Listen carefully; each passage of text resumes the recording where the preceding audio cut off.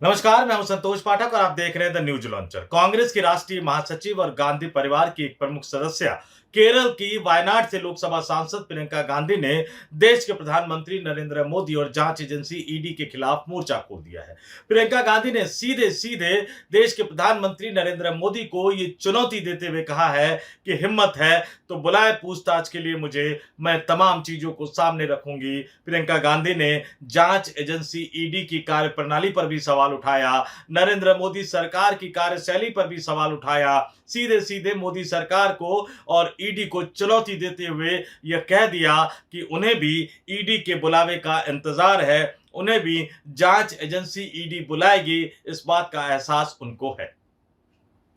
पिछले कुछ महीनों से प्रियंका गांधी एक तरह से सक्रिय राजनीति से नदारद थी और इसको लेकर भारतीय जनता पार्टी कई तरह की खबरें प्लांट करने की कोशिश कर रही थी। भाई बहन के बीच में लड़ाई चल रही है, टीम राहुल गांधी और टीम प्रियंका गांधी आमने सामने है और दोनों की टीमों की लड़ाई के कारण से भाई बहन के रिश्तों में खटास आ गई है। कांग्रेस में घमासान मचा हुआ है, गांधी परिवार में सब कुछ ठीक ठाक नहीं चल रहा है और इसीलिए प्रियंका गांधी गुजरात में जो कांग्रेस का अधिवेशन हुआ था उसमें शामिल नहीं हुई थी। कांग्रेस पार्टी के अभियानों में, कांग्रेस पार्टी की बैठकों में वो शामिल होती हुई नजर नहीं आ रही है। इस तरह की कई खबरें लगातार प्लांट करने की कोशिश की गई, लेकिन लंबे अरसे बाद प्रियंका गांधी पत्रकारों के सामने आई, मीडिया के सामने आई और कल पत्रकारों से बात करते हुए संसद भवन परिसर में एक कमेटी की बैठक में शामिल होने के लिए गई थी। उस अवसर पर पत्रकारों से बात करते हुए, मीडिया से बात करते हुए प्रियंका गांधी ने तमाम मुद्दों पर खुलकर अपनी राय रखी।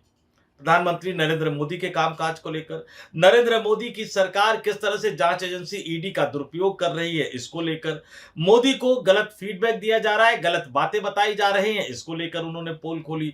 नेशनल हेराल्ड के मामले में जिस तरह के आरोप लगाए जा रहे हैं घोटालों के, उसको लेकर उन्होंने मोदी सरकार की पोल खोली कि आखिर ये घोटाला हुआ कैसे, क्योंकि संपत्ति हमारी नहीं, मतलब गांधी परिवार के नहीं है, संपत्ति को गांधी परिवार बेच नहीं सकता, गांधी परिवार का मालिकाना हक उस पर नहीं है, तो फिर ये घोटाला कैसे हुआ। प्रियंका गांधी ने सिर्फ इतना का जिक्र नहीं किया, उन्होंने कहा कि जब सोनिया गांधी जो उनकी वृद्ध माता जी है उनसे बुलाकर घंटों पूछताछ की गई, अब उनके पति रॉबर्ट वाड्रा को बुलाकर लगातार पूछताछ की जा रही है, अजीब अजीब से सवाल पूछे जा रहे हैं। यह पूछा जा रहा है कि आपने 17 साल पहले अपनी माता जी को 4 लाख रुपए क्यों दिए थे, और ये तो सिर्फ एक वानगी है। इसी तरह के सवाल पूछे जा रहे हैं क्योंकि मकसद सिर्फ और सिर्फ परेशान करना है। प्रियंका गांधी यही नहीं रुकी, उन्होंने कहा कि जब वो वेटिंग रूम में इंतजार कर रही थी, जब पूछताछ हो रही थी उनके परिवार के सदस्यों के साथ, तो जब वो वेटिंग रूम में इंतजार कर रही थी तो जितने लोग वहां आए हुए थे उन सबसे उन्होंने जानने की कोशिश की कि ईडी ने उनको किस मामले में बुलाया है।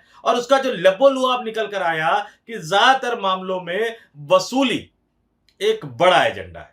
डराना धमकाना तो एक एजेंडा है ही, और वसूली एक बड़ा एजेंडा है। और फिर भारतीय जनता पार्टी का वसूली गैंग तो काम करता ही है। आपको याद होगा कि किस तरह से भारतीय जनता पार्टी को जिन कंपनियों ने चंदा दिया था उसको लेकर भी एक खबर आई थी कि जांच एजेंसी बुलाती है, जांच एजेंसी सवाल पूछती है, जांच एजेंसी कई तरह के मामलों का डर दिखाती है और उसके कुछ दिन बाद वही कंपनियां भारतीय जनता पार्टी को बड़े पैमाने पर एक बड़ी राशि चंदा देते हुए नजर आती है। इस तरह की खबरें लगातार पब्लिक डोमेन में थी, इस तरह की खबरें न्यूज लॉन्चर पर भी आपको दिखाई गई थी। प्रियंका गांधी ने इन तमाम चीजों का जिक्र करते हुए दिल खोलकर बात की और एक एक करके तमाम राज जो है उन्होंने कल पत्रकारों के साथ बात करते हुए खोलने की कोशिश की। क्या क्या बोला प्रियंका गांधी ने, किस तरह से मोदी सरकार पर सवाल उठाया, किस तरह से जांच एजेंसी ईडी पर सवाल उठाया, पहले आपको वो सुनवाता हूं, सुनिए प्रियंका गांधी का बयान।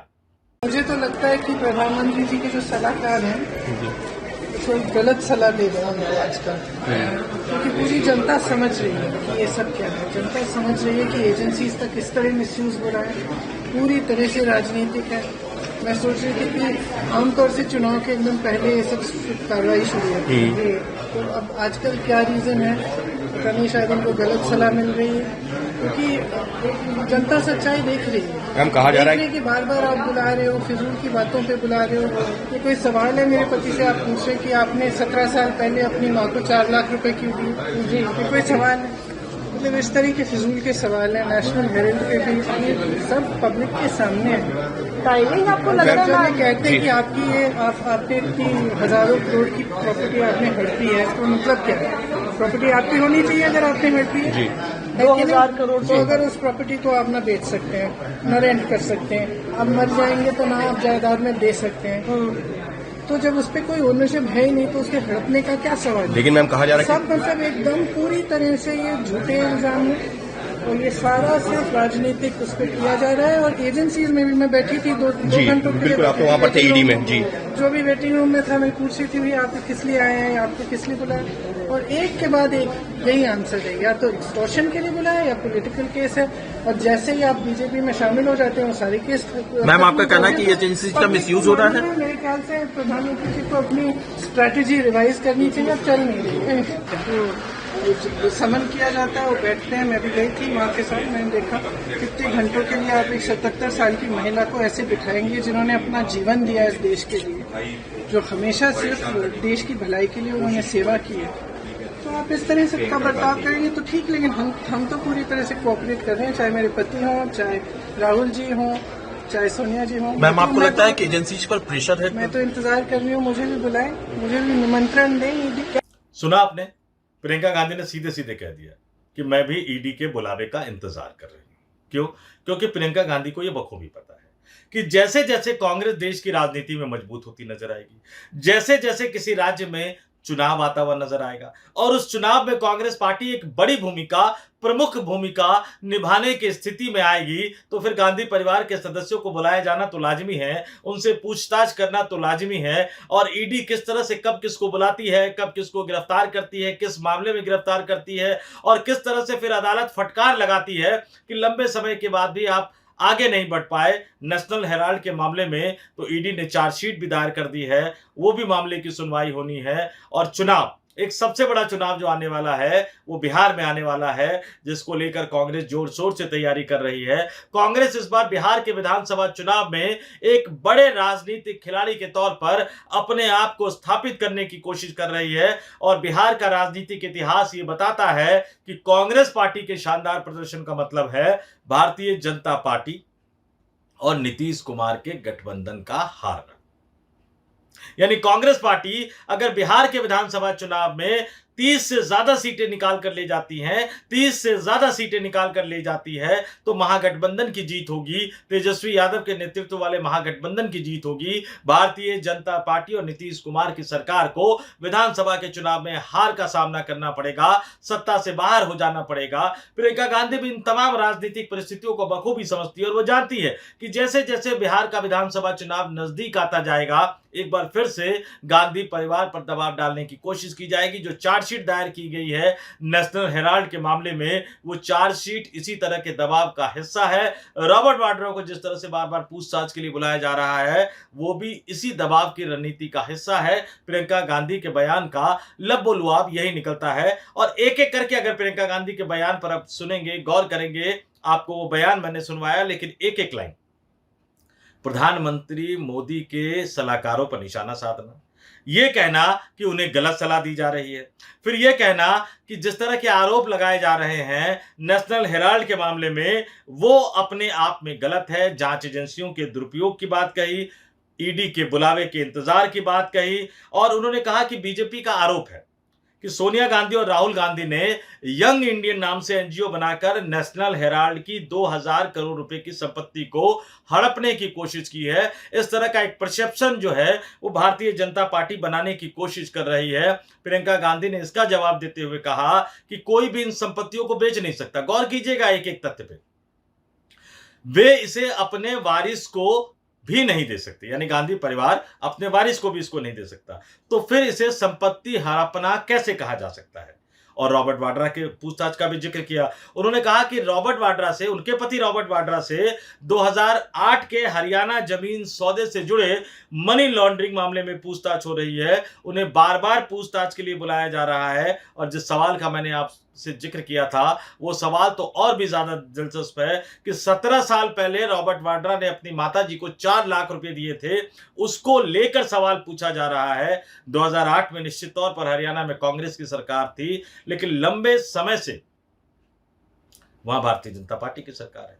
और उससे आगे जो प्रियंका गांधी ने बोला वो तो बहुत दिलचस्प बोला। उन्होंने कहा कि ईडी के ऑफिस में जब वो वेटिंग रूम में थी, मैं इस बात को इसलिए दोहरा रहा हूं, जो प्रियंका गांधी ने बोला उस बात को मैं इसलिए दोहरा रहा हूं कि इस बात को अच्छी तरह से समझ लीजिए कि जांच एजेंसी ईडी जिनको पूछताछ के लिए बुलाती है, जिनके खिलाफ मामले दर्ज करती है, उसके खिलाफ एजेंडा कुछ और होता है। उस मामले में सीधा सीधा आरोप वसूली हो सकता है, राजनीतिक दल बदलना हो सकता है, दबाव डालना हो सकता है।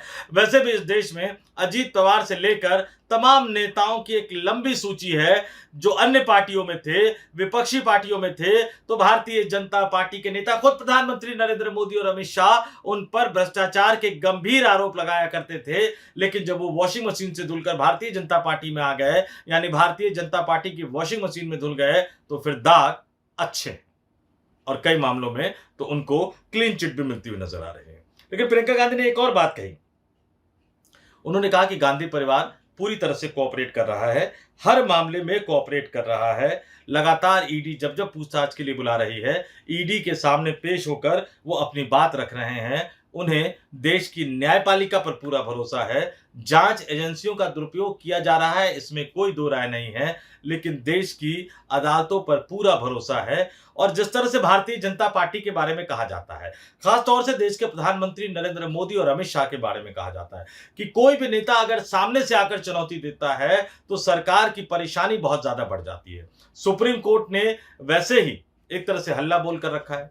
देश की तमाम अदालतों ने भी एक तरह से मोदी सरकार, भारतीय जनता पार्टी के नेताओं के खिलाफ हल्ला बोल रखा है। लगातार सवाल पूछे जा रहे हैं। कल भी हमने न्यूज लॉन्चर पर इसको लेकर एक स्टोरी आपको दिखाई थी कि किस तरह से देश की अलग अलग अदालतें, चाहे वो आगरा की अदालत हो, आगरा का एमपी और एमएलए का कोर्ट हो, चाहे वो पटना हाई कोर्ट हो, चाहे वो इलाहाबाद हाई कोर्ट का लखनऊ खंडपीठ हो या सुप्रीम कोर्ट हो, ये तमाम अदालतें एक एक करके भारतीय जनता पार्टी के नेताओं से, सांसदों से, सत्तारूढ़ पार्टी से और सरकार से तीखे सवाल, वाजिब सवाल और सही सवाल पूछ रही है। और प्रियंका गांधी ने भी अपने सवालों के जरिए, अपने बयानों के जरिए केंद्र की नरेंद्र मोदी सरकार को आईना दिखाने का काम किया है। लेकिन आईना सरकार देखना नहीं चाहती। जांच एजेंसियां किस तरह से काम कर रही है ये तमाम लोग जानते हैं। अदालतें तक उन पर टिप्पणी कर चुकी है। और ऐसे में प्रियंका गांधी ने सामने आकर राजनीतिक रूप से एक बड़ी चुनौती देने का काम किया है। आने वाले दिनों में देखते हैं